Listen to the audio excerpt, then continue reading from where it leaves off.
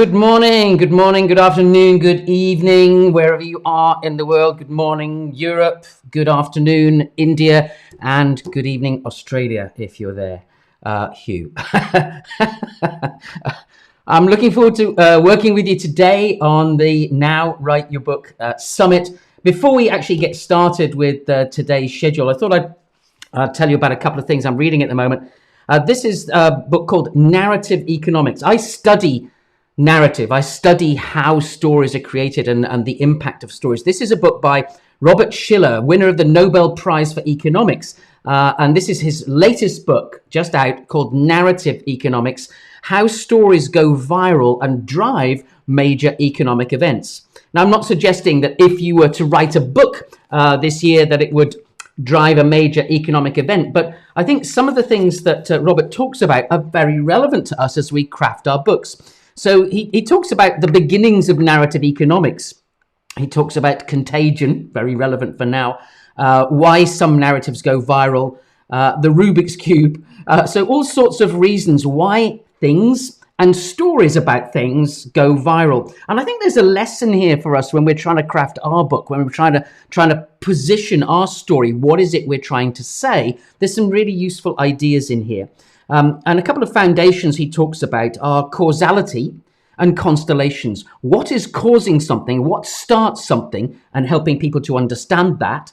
And constellations. What's the new ecosystem of ideas that people are playing in? So I think those are two very good themes and very good ideas for you to consider. What is causing something? What has caused change in your area? And what's the ecosystem? What are the constellation of things? So those are just two. Perennial economic narratives, he goes on to talk about recurrence, things that come back, and mutation when things change. Panic versus confidence, very relevant now. Frugality versus consumption. So I think the rich and the poor, if you like. A lot of really thought-provoking things for you to think about so that you can begin to understand at an even deeper level why your story, why your book may be even more significant. I mentioned story because story is very much a theme of the conference sessions today, the summit sessions today. And while I'm at it, let me point you in the direction of the Nieman Foundation at Harvard University, who put together this very brilliant book called Telling True Stories. And it is about the shift from bullet points to storytelling. And we'll talk more about that, particularly this afternoon with Karen Dillon. Let me very quickly sketch out what's happening today. We've got Steve Berry coming up shortly, a former CFO. He's going to be talking about how he basically built his new training business off the back of his book. He was already a trainer, already a professor, but his story is very, very detailed, and that's coming up in a few minutes. Peter Lorange at 10 o'clock, former dean of IMD. I reckon only one of a handful of deans known by name around the world, still to this day, on how books develop your thought leadership. At 11 o'clock, we have Alok Sinha, former CEO of Capita Services in India. He's basically finished his tenure as CEO of the business and is now pivoting to be an entrepreneur and investor in a range of different things, and also to communicate and to be a storyteller and speaker. So he's using his books, I think he's got a second one on the stocks now, to pivot away from a corporate executive life towards a different portfolio existence. At 12, we've got Daniel Priestley. Daniel's the writer, author of Key Person of Influence, Oversubscribed, 24 Assets, brilliant books for entrepreneurs and experts who want to market themselves. And he'll be sharing with us how basically to make the book the cornerstone of your marketing. And we talked in Summit Day 1 many times about the importance of marketing. Once you've got your manuscript, then it's on to the more important, more expansive project of getting the message out there. Even if, as you remember from Penny Power's session, even if your story is an emotional one about behaviors and a very cathartic story you want to tell, you still need to market it. You still need to get the message out.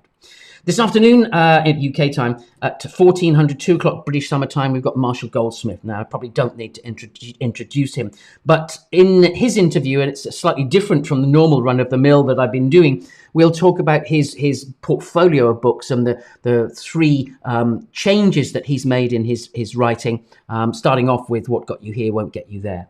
At 3 o'clock, 1500 BST, we have Karen Dillon. And this, I think, would be the pinnacle in terms of storytelling today, because we'll look at how do you, in your book, create an engaging and an inspiring story that really pulls readers in. And she also asked a very difficult and pertinent question. Have you actually got a book in you? Or have you just got a series of articles? And that, I think, is a very powerful message, something we need to learn from every single time we go into writing a book. Jacqueline, my wife, and I, my wife and business partner, saying, is this a book or is this just a series of blog posts? And finally, Steve Piasanti. Now, I don't know if you were here yesterday for the summit. You might even be watching this on the replay. We kicked off the summit with Professor LYNDA GRATTON at London Business School, talking about thought leadership, how books develop her thought leadership. And she mentioned Steve Piasanti, who's one of the best editors that she's ever worked with. Steve founded Berrett Kohler Publishers in San Francisco almost 30 years ago. They're going to have an amazing 30-year bash, I bet. So in San Francisco as well. What do you think? So Steve Piasanti is a great way to finish the summit this afternoon at 1600 British summer time. And I'll be here throughout answering any questions that you want to post in the comment and the chat. So it really only remains for me to just quickly summarize, if you were here yesterday, some of the key points that I took away. I've got about 20 pages of notes. I might actually turn these into a summary article about the summit, and you'll see my bullet points. If you've got any insights or comments that you found particularly useful, by all means, chip them into the comments. They'll be saved on the chat roll, and I can incorporate those as well. Or email me. Most of you have got my email address, or you can find me through the YouTube channel. By the way, while you're here, why don't you let me do this? On the YouTube channel, subscribe to the channel, hit like when you see a video that you like, because that tells YouTube that this is a valuable story, a valuable idea, not just for me, but also for other content providers. It tells YouTube that this topic, this theme is valuable. So that is, I thought it was just a trivial little thing, but really YouTube values it when people interact. So even if you comment on something, YouTube notices. So please add your comments in the chat. And hit the bell. The bell is for you, really. It means that you will get a notification that the particular provider has put some new content on there. So that's a very direct way of, you don't have to keep coming back to YouTube. You'll actually get a notification. I don't have that. Those notifications are YouTube holds those, so they'll just ping you when something new is up. So these are actually quite useful little gadgets that you can have. Let me very quickly summarize what I took away from yesterday. If you were here yesterday and you've got some insights, please throw those into the chat. I can see those here on my dashboard.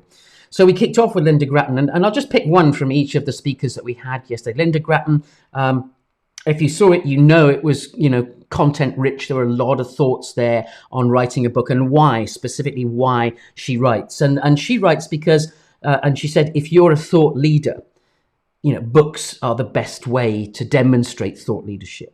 A book is your calling card, she said. And I think that's a key point to take away. If you are in a knowledge business, if you're trying to position yourself as credible with new ideas that people should be interested in, then a book is a fantastic way to demonstrate your credibility as a thought leader. Your book is your calling card. We talked to VERNE Harnish, founder of the Entrepreneurs Organization, and he gave a very clear economic case for self-publishing. Not only it's easier to purchase your books, mainstream publishers value you as the main purchaser of your books because you'll want to give them away to seminar people, to clients as well. They only give you a dozen or 15 copies of your book anyway, so you have to buy the rest. But in self-publishing, you control how many you have, and you can make, instead of making 10% of cover price, you make 90% when you sell your books. On Amazon, it's less. Amazon takes a subscription fee of about half. So instead, on Amazon, if you sell through Amazon, then you'll make 50% cover price rather than 10% from a publisher. We interviewed Don Moorhouse, who was the founder of Moorhouse Consulting, which he built and then sold to BT in just 5 years. And he described writing a book as a cathartic process after a period of extreme business, building and selling the business. So I think that the important message I took from that is that whatever you want to write a book for, why ever you want to write a book, it doesn't matter, as long as you've got a clear story to tell. And he also made the observation, and I love this as a reason, write the book you wished you had when you started in your sector, so that you can help other men and women who are just simply behind you in the business. Write the book you wished you had. I love that. I love that. Oh, also, by the way, Dom was very, very open to different opportunities that his book brought him. People would notice him, invite him to become non-executive director of various firms. So be open to those opportunities. You might be thinking, why should I write a book if you've not written one before? Well, all sorts of doors open to you, and doors that you don't even expect can open. I'm just keeping an eye on the time because I need to start off with Steve very, very shortly. Tommy WEIR, really the big message we took from him, he's a scientist in residence at MIT. Big idea we took from him is writing your book is just the start. It's just the beginning. Then you have to work hard to shift the copies of your book. Penny Power, we talked about emotionally resonant stories. She wrote a memoir that matters. And I think her challenge is feeling that having laid her soul in the book, that she shouldn't really just simply promote it and market it. She'll be taking advantage of that. And I feel, and my personal feeling is that she's doing herself a disservice. The book needs to be in as many people's hands as possible. It will help. It's about the mental fitness of entrepreneurs. So I think she needs to. If you're watching Penny now or on the replay, this is not a criticism. I understand totally why you wouldn't want to promote or be seen to promote your troubles, your challenges, but your solutions and how you came through those are a wonderful inspiration. And so if you're in that position, you've got an amazing story to tell and you're thinking, should I tell this story? Yes, you should. Should I market this story? Yes, you should. Please tell us your story. We wrapped up with Todd Sattersten, who got an amazing sequence of experiments on publishing with that great title, Every Book is a Startup. So go take a look at Todd Sattersten's absolutely jam-packed with different ideas on how to get your book out there. And also don't be afraid to experiment with new forms of publishing that no one else has done before. Love that. We wrapped up with Rob Moore, the disruptive entrepreneur. Go take a look at his podcast, by the way. And he's just, everything he says is just a ping going off in my head. You know, the book is the first step in the client journey. The book is your platform, your stepping stone for new income streams. Your book is part of your portfolio. Each book is an asset. You know, go take a look at Rob Moore's story. Everything is really, really valuable here.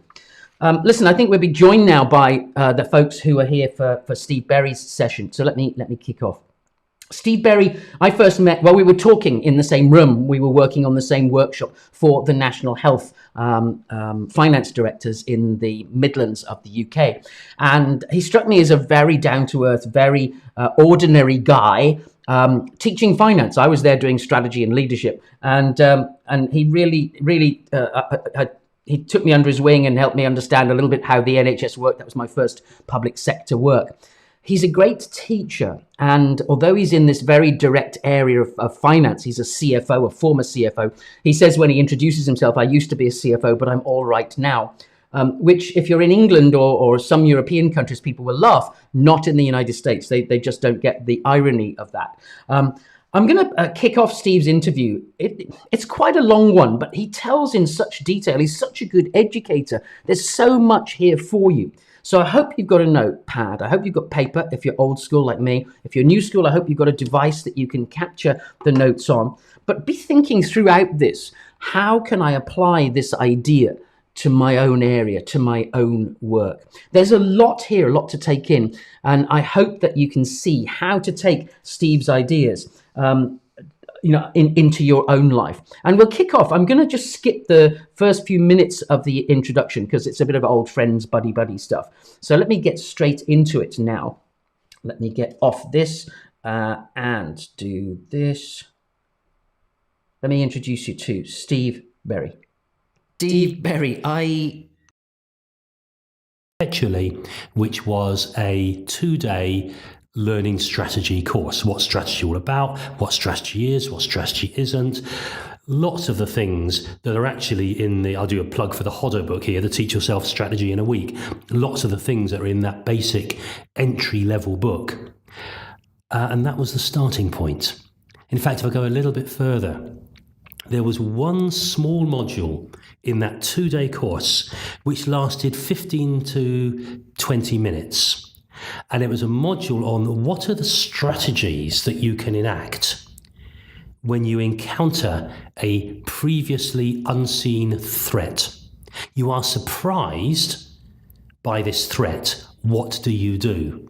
And in that module, we used the analogy of the zebra. What does the zebra do? And so, having been teaching the zebra's approach to threats as strategy, that was my launch pad or starting point for thinking, well, what do other animals do? If I remember rightly, you had been in your honeymoon to one of the game parks in Africa, and so actually there's quite a bit of in-depth research here, not sort of academic zoological research, but that may have come from some of that. So you then spent some time, I guess, researching it and putting it together. Tell me about that process, because you're still managing the workload. Writing a book is not easy, I know. And this is a massive book. I've got it here. And in fact, it is 290 pages, something, 360 pages. It is quite heavy. That took some time putting together. Yes, it did. The planning and the research phase was about 3 years. But the overall direction was a critical bit. I remember sitting in a hotel in York, and I'd had the idea, well, if I can do this for the zebra, as you rightly said, my wife and I had been on honeymoon. That particular holiday was in Kenya. We'd seen these animals firsthand. And I was thinking, well, if the zebra is something we can learn from, what other animals can we learn from? And straight away, 4 or 5 other animals came into my mind, thinking, well, the lion is a coordinated hunter. So there's got to be lessons of coordination from the lion. The ostrich, it's a bird, hasn't got any teeth, yet it bluffs. It uses height and supposed threat to chase away much bigger and more threatening predators. So the strategies of bluff. And some others came out, and I do remember putting a flip chart paper on my bed of this hotel room in York because the desk wasn't big enough.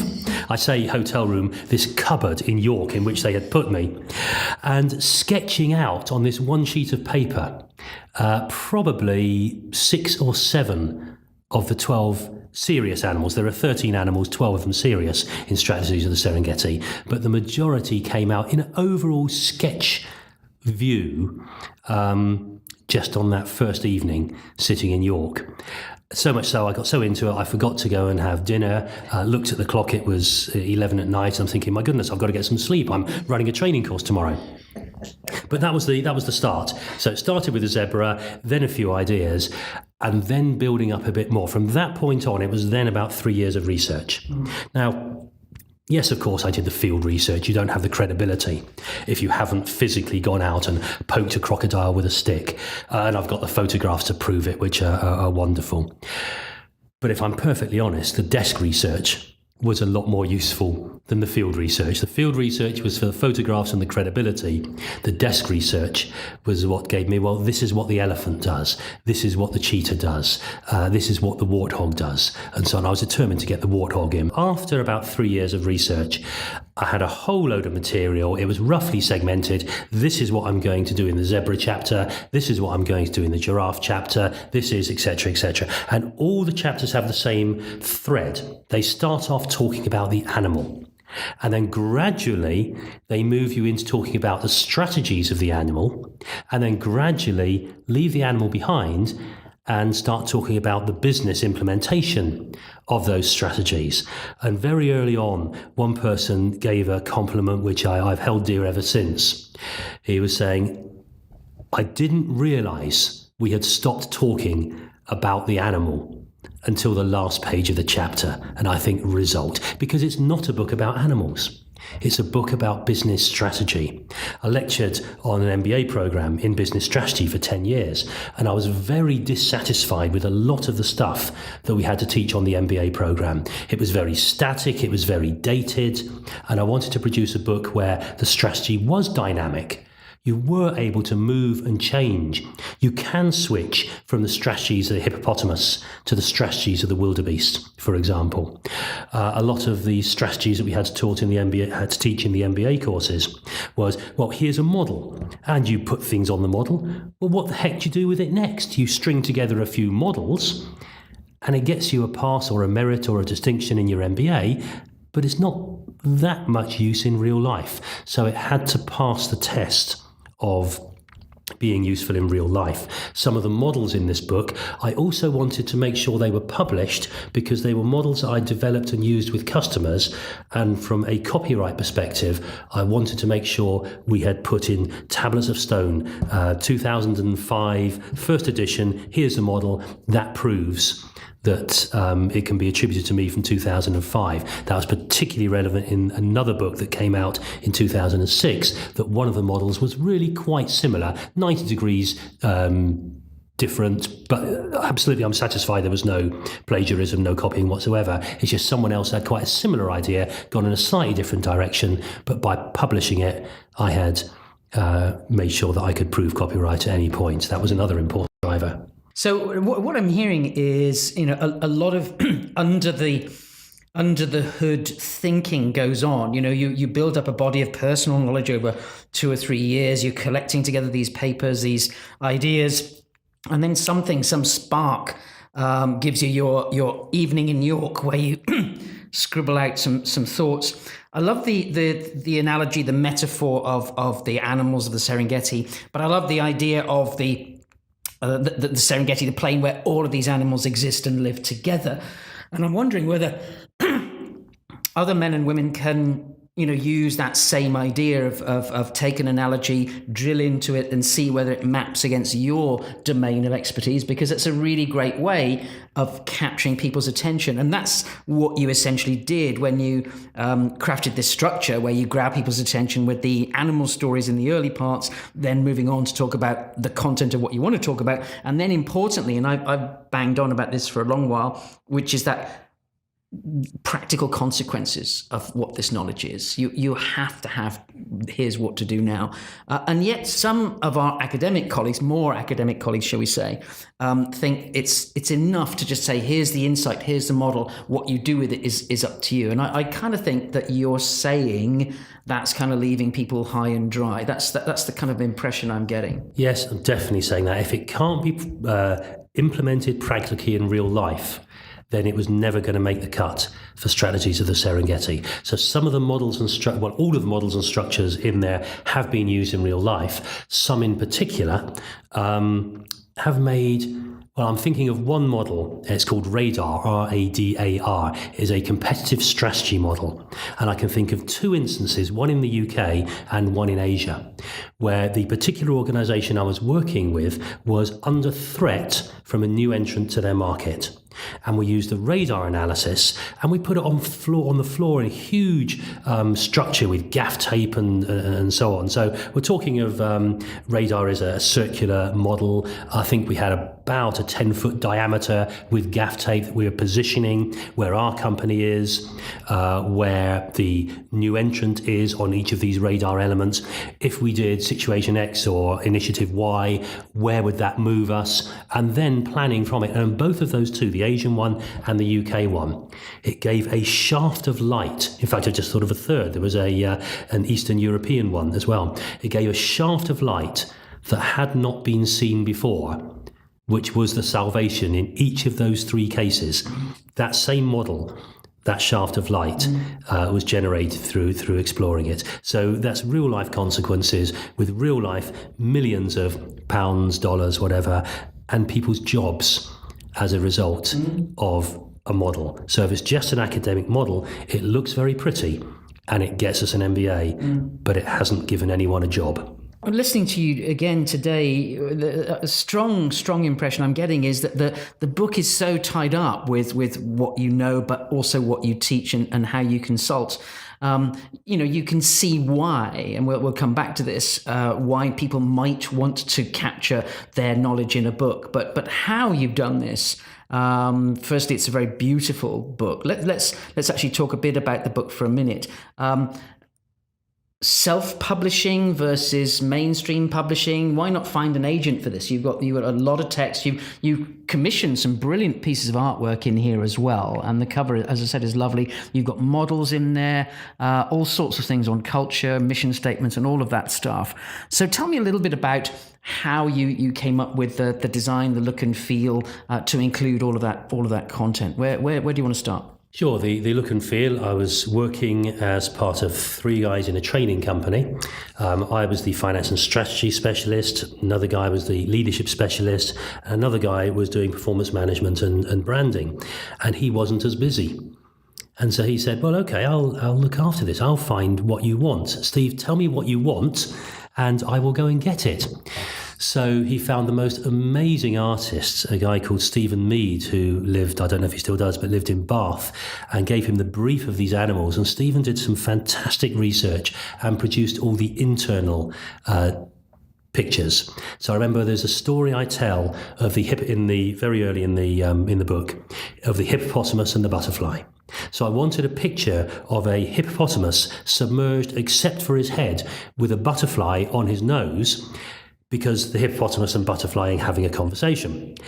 He did the research to make sure that the butterfly he drew was a butterfly that was actually in the Serengeti. I think that quality, that detail was fabulous. I did buy the copyright of all the artwork from Stephen because that was one of the things that I thought might be an add-on. It hasn't been very successful, selling the artwork, which is a shame because I think it jolly well should be. It's good artwork. So my good friend Ian found the artist for me. The cover artist was actually his daughter-in-law. Wow. The originals of the cover and the originals of all of Stephen Mead's are in my study at home. So they're all on probably about mostly A4, some A5. I've not got them all up on the wall, but they're all in the study. But it's that lovely white, crisp paper. Now, if I remember rightly, so I can't remember, this has gone through Biddles, but originally you printed with Cambridge University Press, who at the time had outsourced a lot of their printing work. How did that connection come up? Was that Ian again? That was also Ian, but we took advice from a number of people at this point, and you're right about the crisp white paper. Yes, you can economise. If you want to produce a book that looks like a cheap book, then yes, you can, and you can save a few pounds. Is that the market that you're aiming for? Now, Strategies of the Serengeti is very much a executive level book, a MBA and above level book, so therefore having it on cheap tacky paper doesn't quite work. Cambridge University Press were one of a number of people that could have produced it, but they were absolutely excellent in terms of the advice, in terms of the customer service. I don't think they do that anymore. And by the second edition, which was 2010, I think, Biddles then printed that. But again, there are plenty of printers that will produce it. Yeah. Yeah, we use Biddles as well, and the great service. I wanted to actually watch one of our books coming off the press and said, it'll be coming off the press in Latvia. So I didn't fancy that overnight trip.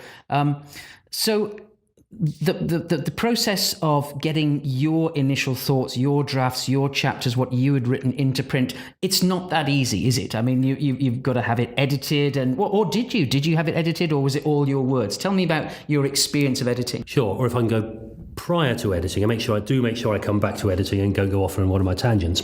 The first bit was scribbling together the ideas. So let's say I had the strategies of the giraffe chapter. I knew what I wanted to get in on the strategies of the giraffe, but how am I going to do it? So this is before I'm actually writing text. It's where I'm structuring, well, what order does stuff go in? If I'm going to produce models, how am I going to produce that? And the reason why strategies of the giraffe sticks in my mind, I was in York again, a different time, and I was trying to get a model that would show all these elements of business that we have coming together. So you have your vision and your brand and your structure and your strategies and your goals and your day-to-day activities. And how can I get this model that comes together? And I was sitting in this restaurant, scribbling things. They would give me this table for 4, just for me, and lots of screwed up paper where I reject that idea, lots of screwed up paper with another idea, and eventually one that was in the form of a ladder came through, and it was, yes, that's it. But it took me that evening of how do I show brand and structure and all that together in one go. So I eventually get all these bits of paper with these structures and with the flow of each chapter together. So that's point one. Point two is I've now got those and I've got to write it.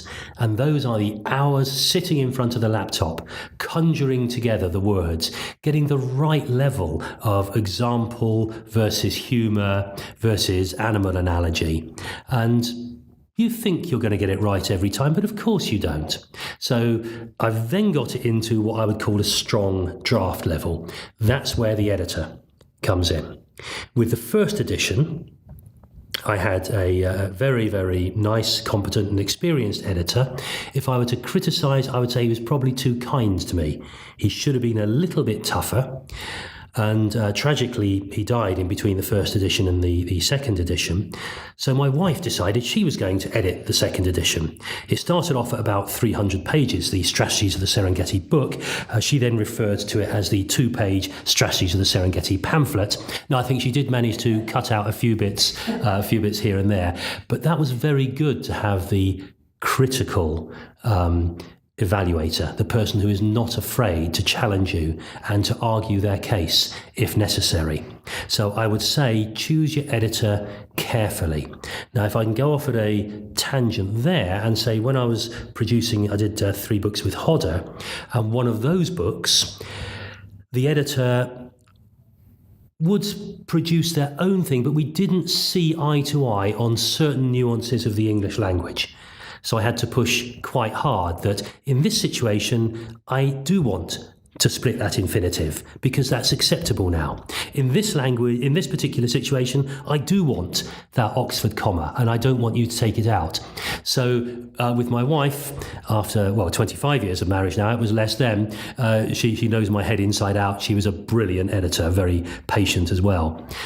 So I would say choose the right editor very carefully. Having chosen the editor and gone through the editing, I would then also say get a separate person to do the proofreading. It's a separate skill, and make sure they go through in detail. They will pick up mistakes. Every book, everywhere, has a mistake somewhere in it. The common misconception is that proofreading is editing. It's, I can do spell checking on my laptop now. It's not that editing, taking a look at the overall flow. You say you're going to do something in chapter 2 and it comes back and you missed it in chapter 10. That it's only somebody who's looking through at that structural level can really help you, guide that and keep it on board. But again, just trying to feed back to you what I'm hearing. You seem to get yes, of course you've got the content in your head, but in terms of making it a reality, the visuals were a very strong part of capturing the concept and making it work. Then you talked about structure and flow, presumably some idea around the table of contents idea, this is how it's going to work, before you even get to writing the draft. Can you remember why you do it that way around? Because you're a finance guy, which is minutiae and details, and yet you're doing visuals and structure and all of those things that I would not have expected, certainly from the first time we met.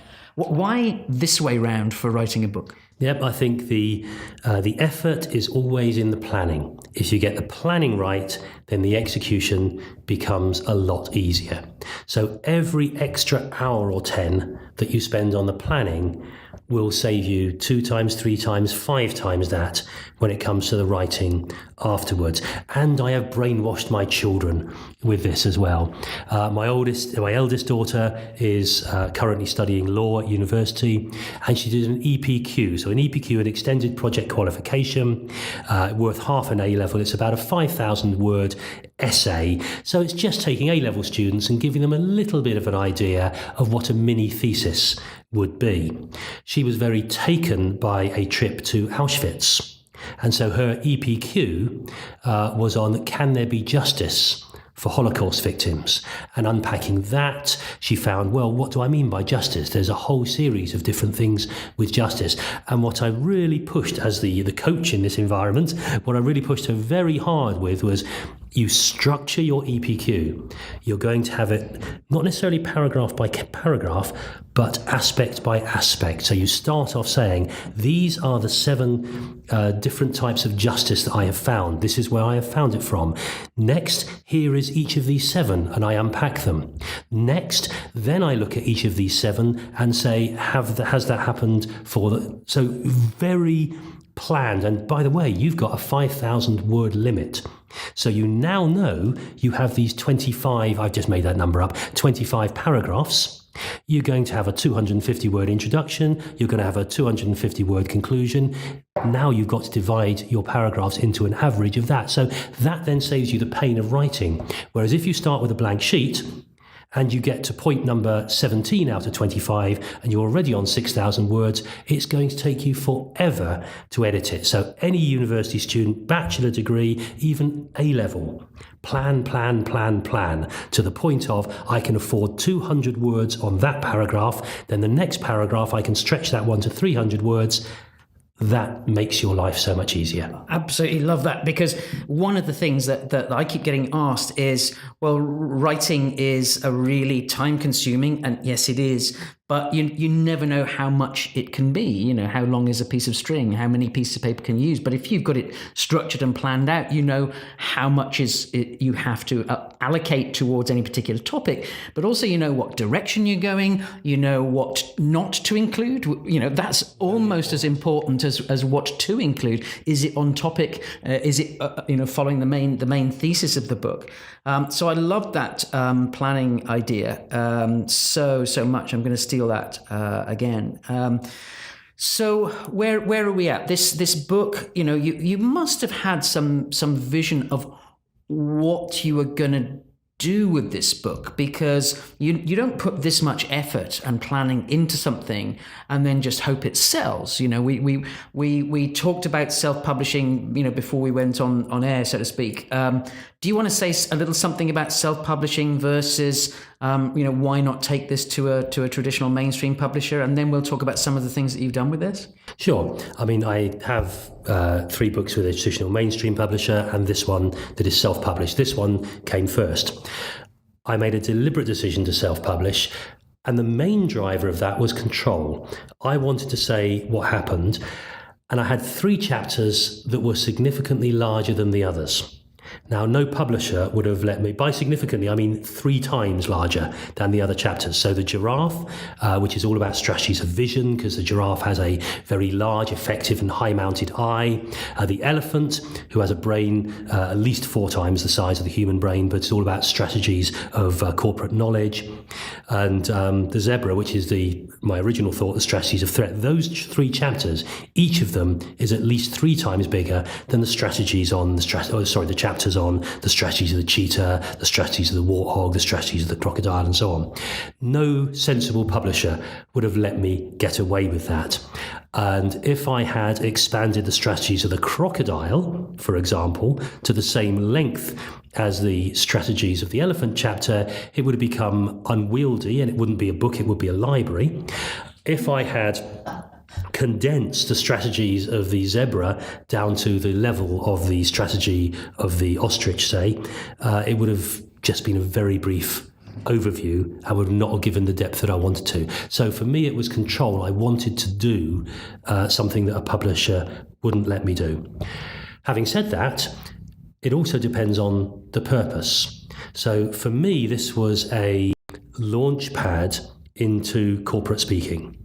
So I've now spoken at business conferences in about 30 countries on 4 continents, and the book is the reason why people ask me to speak. So I will come on stage dressed as if I've just walked off the Serengeti with my flak jacket and hat on, and I'll start talking about the animals. All the slides that go up are just pictures of animals. Because when one's doing a presentation such as that, you are the main event, the PowerPoint isn't. Far too many people cram a PowerPoint full of words and full of models. No, you are the main event, and the animal is the vehicle through which I bring out the learning. And I've had a lot of fun doing that. I can also do some fun creative things. I remember speaking at a Global Entrepreneurs Award in South Africa. There were some very interesting people from all over the world, some some from Russia that you would think, now I really wonder what their entrepreneurial skills were for, and no, let's just not go down that route. But we were talking about the wildebeest. And so I picked on people at random, including this absolutely huge Russian, and brought them up onto the stage and got these. In order to be on the programme, you had to have been a self-made multimillionaire, and you had to have already got through the regional stages to the global stages. These were big people in business, not just physically big like the Russian. And I got them to behave like a herd of wildebeest. So we had the dominant male, the Russian, walking around his herd. Meanwhile, I got somebody else who was another dominant male trying to steal some of the females from his herd. And we had all that going on stage, and we're just looking at some of the strategies of the wildebeest. And in some of this was only a 1 hour session I was doing, and that was probably 10 minutes of messing around as an interlude. But as we were there in the evening, there was a gentleman who was, again, self-made multimillionaire, and he was saying that wildebeest strategy element really helped me realise a particular situation that I'm in at the moment, what I must do. So that was fabulous. But in answer to your question, it was a launch pad into the business speaking market. I remember you telling me about the one of the first consignments of books you were being asked to do, and again that was in Africa. Did you have business links in Africa, or they heard about the book and they brought you in? I mean, you're shipping pallet loads of books out there. Yes, this was the Chartered Institute of Management Accountants, and they were producing two conferences, both on successive Wednesdays. So would I go out and speak at both of them? And they wanted the Serengeti theme, because even though technically the Serengeti is Kenya and Tanzania, well, it's close enough. It's just another country down in Zambia. They still have the same animals. It's just a slightly different view. And it really was the great and the good of Zambian business. So it was chief executives only on the first Wednesday. And then the second Wednesday, it was all other executives. I think there was probably about 300, 350 at the first one, and probably about 500 at the second one. So the organizer said to me, well, can you fly out a pallet of books? And I'm saying, do you realise how many are on a pallet? And I did the calculation and told them, I can't remember. And their answer was, yes, you're right, that might not be quite enough. And I'm thinking, right, how many can you send? And at that moment, I had about 1 3/4 pallets left. One of the negatives, I suppose, or responsibilities you have if you're self-publishing is you do the distribution as well. Fortunately, I have a house with a large double garage, and I have a few pallet spaces available that I have the books on. So I sent 1.5 pallets of books, flew them down to Zambia. That's not cheap. It wasn't cheap, but the overwhelming majority of them went after the very first conference. So the 300 chief execs probably took 2/3 of the book, and the 500 non-chief execs or other execs were left scrabbling for the rest. But there were guys walking out with handfuls of 10 books that they all wanted signing, of course, because they were taking it for their entire board. So yes, it was a business contact. It was Chartered Institute of Management Accountants. They were making quite a big flagship approach, and we had a lot of fun as well. This is one of the things that I take away from your story, and some people I can imagine think, oh well, and I did something slightly similar with the 7 failings of really useless leaders. You know, Stephen Covey's 7 habits of highly effective people. We did the 7 failings. People sometimes tell me that's just a gimmick, isn't it? But that's not the case. I mean, thinking of strategies, the Serengeti, it's certainly a visual metaphor, but you've gone deeply into the strategies. It's there in the title. The answer is in the title. So what you've done is create a talisman, something, a touchstone that people can remember that story, the wildebeest story, and it's brought that message home. You know, people remember stories far more than they do bullet points, and that's a point worth making. This is not about creating gimmicks for your knowledge. It is about conveying your message in as potent a way as you can. It's a hook for the learning. So if I have 10 items of learning that I want to put together, if I gave you 10 bullet points, if you're lucky, you might remember 3 of them. If, on the other hand, I structure them in such a way they are all to do with the hippopotamus or something like that, then they fit together in your mind. And next time you see on television a hippopotamus or think of it for whatever reason, there you are. The 10 learning points follow through. I still, to this day, even though we're talking 14 years on from first publication, I will get emails from people saying, have you thought of this or have you thought of that? Another piece of strategy that would have come from the hyena or something like that. And yes, I might well have thought of it, or no, I might well not have thought of it, but it was just a hook. The key thing is the business strategy and the application.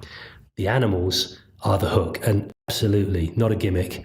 A hook. Yeah, rigorous, very, very rigorous. I want to just push you a little bit further on some of the other things you've done with this. So it's a springboard into speaking, and you've spoken on 4 continents, as you say.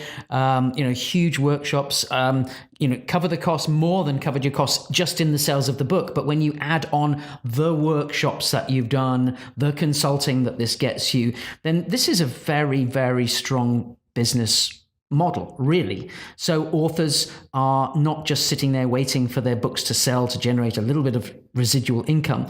This is it's a business model. And when I look at your website, and I'll give a link to that a little bit later on, you've done a number of things. We touched very briefly on the artwork. You are hugely entrepreneurial.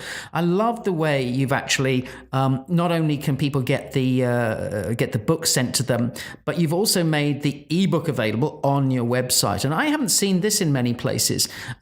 You've broken up the chapters, and I loved hearing your story about the some chapters are huge.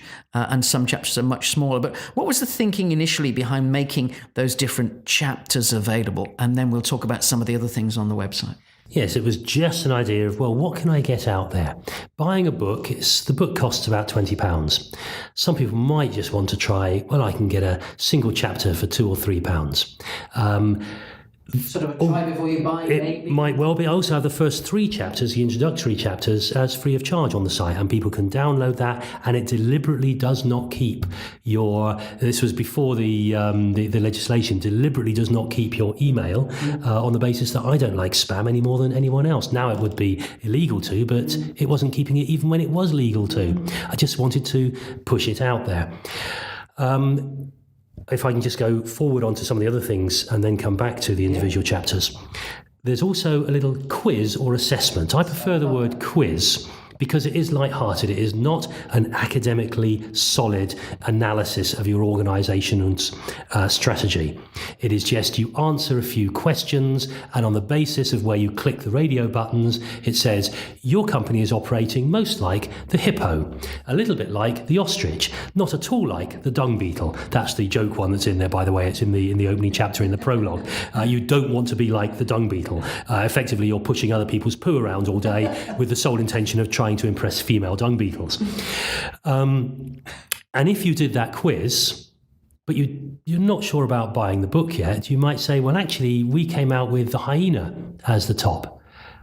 Well, I can get the hyena chapter for just a few pounds. That's worth it. I'll have a look at that. And then they download the chapter. And the idea is they would say, well, I quite like that. I'll go and buy the book. I like the style. I like the humour. I like the fact that it's the animals. And so it was the lead-in. So the reason I did the quiz was the lead-in to the individual chapters, which was your question, which is the lead-in to the book. Yeah. In truth, yes, people do buy individual chapters, but vastly significantly more people have bought the whole book. Yeah. So there have been a splattering of people buying chapters. A huge number download the first 3 free chapters. Of course, you're welcome to. Yeah, I think for me, looking at the website, when you see the chapters spelt out and you describe a little bit 1 or 2 lines on each, and then you think, well, I like that, sounds interesting, and that sounds interesting, and that sounds. But by the time you bought all the individual chapters, you may well by the whole thing. So it may be self-defeating in that sense, but I love the fact that you're spelling it all out and making it available to folks to have. And you also have a variety of different courses. And again, I just love the fact that they are themed against the book, really. You have an open course. Principally, I'm guessing that mostly it's your custom work with individual clients that'll be the big money spinners there. But again, talk me through what prompted you to put these different styles of courses and workshop on the website. Again, that was trying to get a degree of variety. And yes, you're absolutely right. The ones that are tailored to the organisation are A, the bigger money spinners, but B, which is what works in the longer term, the ones that are more useful to the business. So yes, you can do an open course and you can give people an array of 6, 7, 8 animals. This is what they are like. In truth, you can get that from reading the book.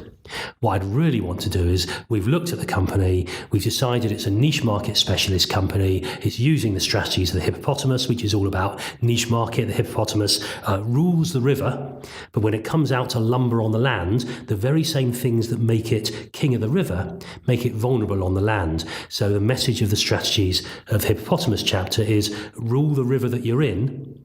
It was good old Tom Peters, stick to the knitting stuff if you go back a few decades. Don't come and lumber on the land where you're not equipped to do. And I think the sort of Serengetis of business is littered with the carcasses of companies that have said, oh yes, we're not niche, we're broads, we're not specialists, we're generalists, and then wonder why they die. So we're looking at a company, I can think of one particular construction company, where what we did is we brought together the top 20 people in that company, and we looked at the hippopotamus for probably the first quarter of the day. We were almost doing zoology. We were looking at what the hippopotamus does, its bone structure, its big barrels of fat that enable it to stay in the water, the huge mouth, why crocodiles won't go anywhere near a hippo. They will fear for their life if they do. And we just really got into the animal. That meant that when we came to unpacking the various strategies of the parts of their business, it was very easy. They were already set on the track of, this is what the hippo does. And yeah, there were a few challenges. This bit is non-hippo. Great, let's explore that as well. But those are the courses that I get the most from, because I can see we have made the biggest difference for an organisation. Without giving away any detail, if I can show one particular company, it was also construction industry, but quasi-construction. It was looking at going into a possibility of remediation, taking contaminated land and clearing it up in an area that it had virtually no experience. It had done a little bit once and it went well. Therefore, it was thinking, great, let's do this multi-million-pound contract. And in essence, by doing the course, they were saying, this is not enough. If we're going to do that contract, we need to gradually build up. I would imagine we saved them millions of pounds on that one-day course from the mistakes they would have made. So I'm looking at your body of work. I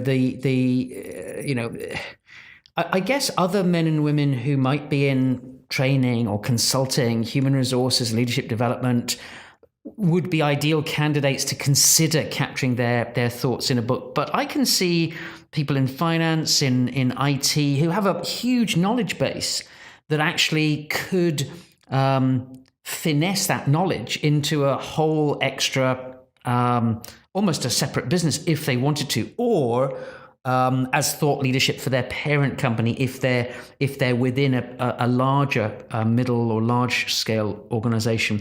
What advice would you have for anybody considering writing a book? And what do you wish you knew sort of 20 years ago that you know now? Oh, that's a good one. What I would say about what advice, for me, it was the analogy that was the key. So analogies, you don't always have to have the analogies, but the analogy is key. Be very strong on your purpose. Why are you writing this book? What is it you are aiming to do with this book? As we said earlier on, plan and gain. Don't just start writing and expecting it to come out in some sort of coherent level. It will come out as gibberish. Once you've got all those things, you're then thinking, right, I've got my content, I've got my target, I know what I'm aiming for. How do I get my marketing together? And I think people in finance, IT, HR quite often do not think of the marketing. What do you need with marketing? It needs to look good. That's what the cover was for me. The cover is a beautiful piece of artwork. It strikes you. So the artist gave me several options. This was the one that stuck out the most. The title. You need to have a title that will do something for people. In my case, there's alliteration, the strategies of the Serengeti. So whether it's alliteration, in your case with the 7 Habits, it's a play on something that everybody else has heard of. So get the title that sticks out. Get the book that sticks out. And then you're thinking your route to market. Now, it could be you're thinking, I don't have a strong route to market. Well, now start looking at mainstream publishers. What mainstream publishers will do will get your book out there to other people. However, you will make a fraction of the amount that you would make if you self-published. In my case, it almost became sort of the book was there to feed conference speaking, but of course, as soon as I'm at a conference, people want to buy the books. And what I've found as a rule of thumb, if I'm at a conference, on average, 10-12% of people at the conference will buy the book. So if I'm speaking to 1,000 people, I'll make sure that let's go on the positive side and say that I have between 150 and 200 books available. On average, I'm going to sell 100 to 120 on that. Now, some of them have been outrageous, and some of them you've just sold a spattering, but that's okay. I mean, I did one just last autumn in Johannesburg. I could have taken out 3 times as many books as I did. We just ran out very, very quickly indeed. Sometimes I misjudge it. But as a rule of thumb, on average, I find 10-12% of the population of a conference will buy the book. And to me, selling the book is almost a byproduct, but it's a nice byproduct to have if you don't have just 10% of the revenue from a book, which you do with a mainstream publisher. If you have that 80 or 90% of the cover price, that's not bad if you're selling 100 or more copies. It's a nice fillip to your daily rate, whatever it might be.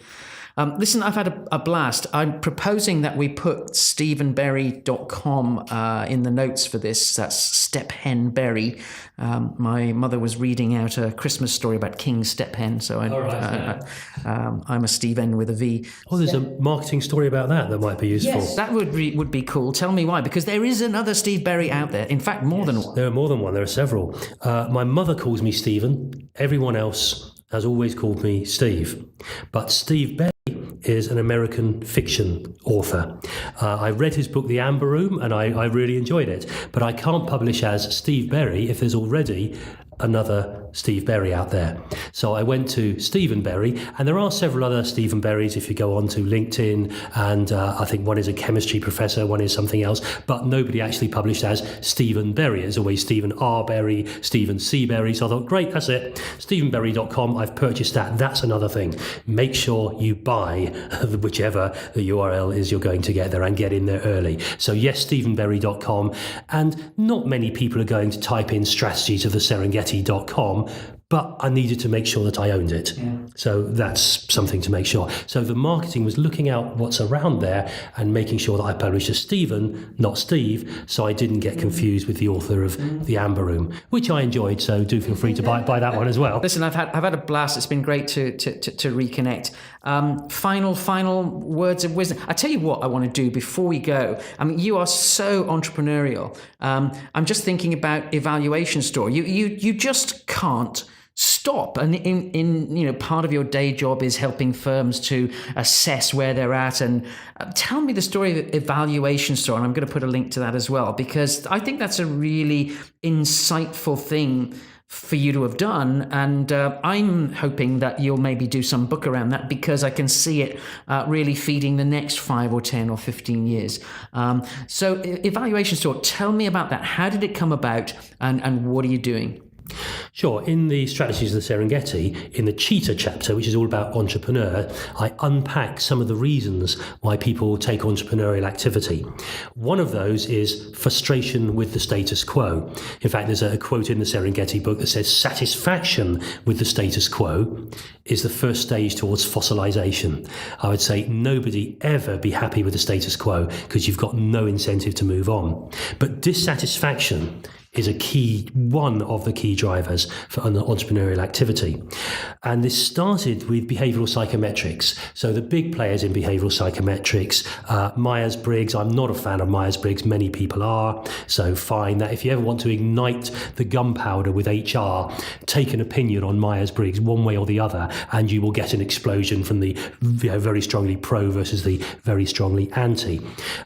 You also have DISC, and in the UK we have Insights. There are about 250 behavioral psychometrics using Jungian psychology and going back to some of the stuff of the ancient Greeks. The average is a $4 billion US dollar market per annum. However, the average price for these is about 100 UK pounds per person. And I was sitting with a group of 7 others. We were just expressing dissatisfaction. Why on earth do we have to pay £100 a time for something that is old, tried and tested technology? There's nothing new in it. It's just a conversation starter anyway. They're all branded differently, but they do pretty much the same thing. Why are we paying £100? Now, I was the only person in that room that was not British Psychological Society accredited. But I was saying, well, surely it is not beyond the wit and the means of the people in this room to come up with a model that would do exactly the same. So that's what we did. Between us, we came out with nothing different from the other 250. We made sure that we went into the research, so we're looking long before Carl Jung. So some of the stuff people were looking at was really ancient history and some of the more modern bits. And so simultaneously starting from stuff that is well before Carl Jung and well after Carl Jung, and came out with a behavioral psychometric model. We're saying, okay, we're going to put this in the market at such a price that it will make people go, oh my goodness, and you can get it instant and you can get it online. None of this writing off, none of this sending off in the post and buying in experts to do it. So we made a list of all the things we were dissatisfied with and came out with a product that just took off all those dissatisfactions. And that's evaluationstore.com. And it started with a behavioral psychometric. Another one of the dissatisfactions were you go to one place for a behavioral psychometric, another place for a high performing team, another place for a motivation at work, etc., etc. Why can't we put them all together in one place? So that's what we did. All of them are unique. All of them are produced by experts. All of them are now trialed with hundreds of individuals and in some cases hundreds of companies. Just go and have a look.